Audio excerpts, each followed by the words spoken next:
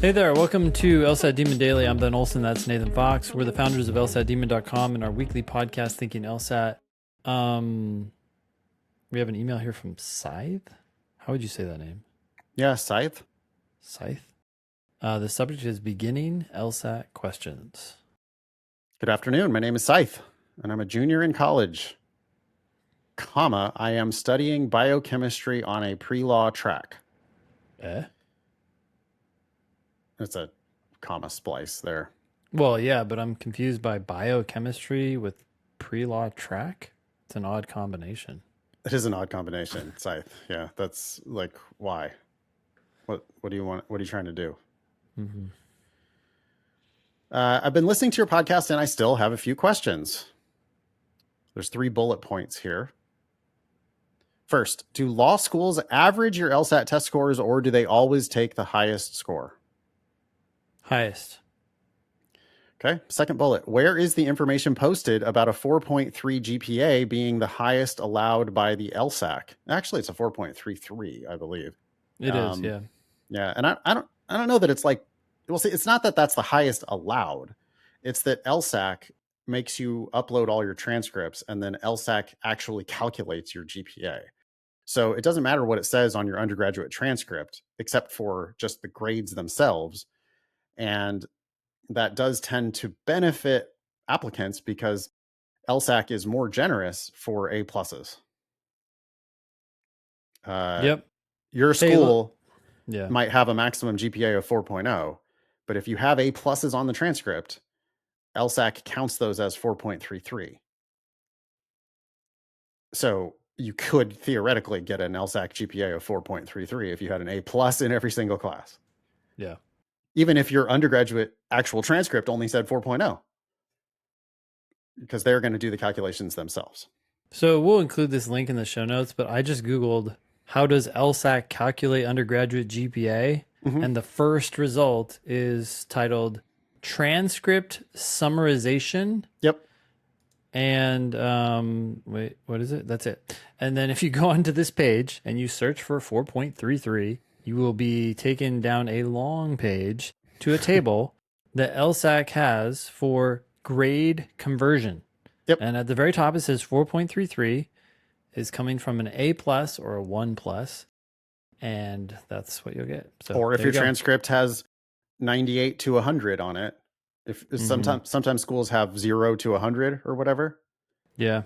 Or they might have highest passing grade. Mm-hmm. Anyway, yeah, you can see the whole table of how they calculate all these different things. Did you know that some schools, for example, would give an AB? No. It's possible, apparently, at certain schools. Oh, it wasn't quite an A, but it wasn't as bad as a B. No, it was an AB. That's like some serious indecision right there. Well, LSAT calls that a 3.5.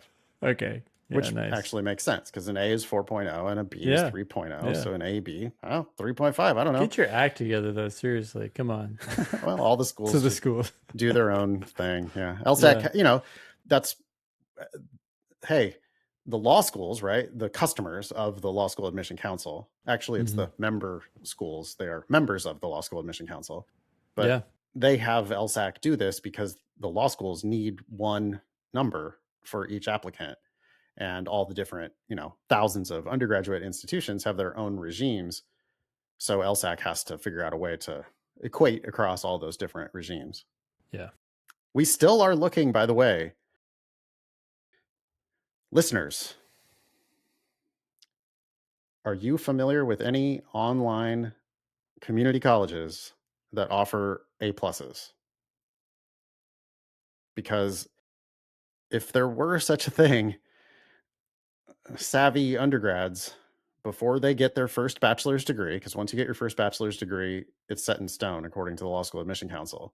Yeah. But before you get your first bachelor's degree, all your grades count at all institutions. And it does seem like there's a hack there to go get some A pluses at some community colleges. But we need you to tell us where those community colleges are, preferably online. So please hit us up at daily@lsatdemon.com if you'd like to share that intel. Please. Yeah. doesn't even have to be a community college, I suppose, right? It could just be any The nice thing about community online. colleges are cheap. But yeah, fundamentally what we're looking for is cheap courses that are online and offer A pluses. Cheap, easy A pluses. Yeah. Yep. Thank you. Hit us up. daily@lsatdemon.com. Are we cynical?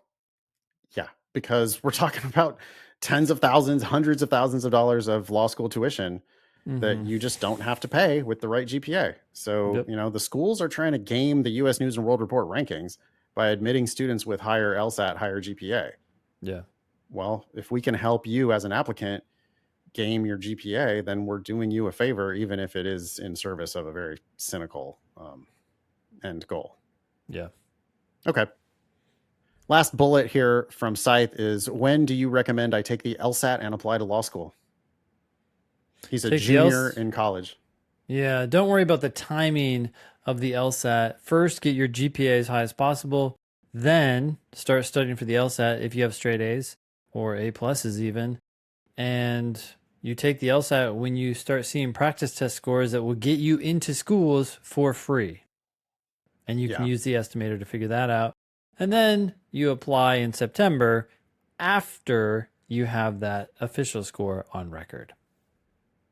100%. Whatever September that is. That's not like, oh, the September of your senior year. No, for a lot of people, it's multiple years after graduating because they had to focus on their GPA while in undergrad. They got the GPA. Then they studied for the LSAT. It took them longer than they expected, and they end up applying the cycle after their initial plans. Also, if you're an undergrad in biochem, why? I'm just imagining that's well, I'm imagining that's a pretty rigorous degree. Sure. So why are you also thinking about law? Why even? It doesn't seem like there even should be a pre-law track for biochem majors. If I was your pre-law advisor, it'd be like, well, what is it? Do you want to do law or do you want to do biochem? Because if you want to do law, you need the highest GPA you can possibly get, which probably isn't available in biochem. Yeah. You're going to be taking a whole bunch of really nasty, hard classes. Yeah. With strict curves. Well, that's not what I want you to do. If I want you, if I'm trying to get your highest GPA so that you can give yourself the best chances at the best schools at the best price. Yeah. Then you need A's, dude. You need A's and A pluses. You don't need a B- in organic chemistry. You need A's and A pluses. Like, why are you taking the hard series of calculus if you're going to go to law school with it? Yeah. You shouldn't even be taking math if you don't have to. Unless you can get a A plus in it. Again, totally cynically, right? I mean, really cynical, but that's what happens when you do this business for decades. You just realize like, oh, well, I would not be fucking around with hard classes if law school was my actual goal. Yeah. Now, if you got different goals, if you want to be a scientist, then just fuck off. Like, you don't need to do law. Go be a biochemist. Yep. Change the world, cure cancer, Totally. But don't cure cancer and be a lawyer. Those are two wildly different skill sets. I just don't see why anyone would do this. Yeah. People who have the chops to do the math should probably go do the math. People who have the chops to do the verbal part, but not the math chops. Okay. That's law school is maybe good for you. I don't know. Am I wrong? I agree. No. Send hate mail to daily@lsatdemon.com. We'd love to hear from you. Okay, I think that's it for Scythe. You want to wrap it up? Yeah, email daily@lsatdemon.com if you'd like to ask us a question or share some LSAT or law school admissions news, or to send us hate mail. Thanks for listening.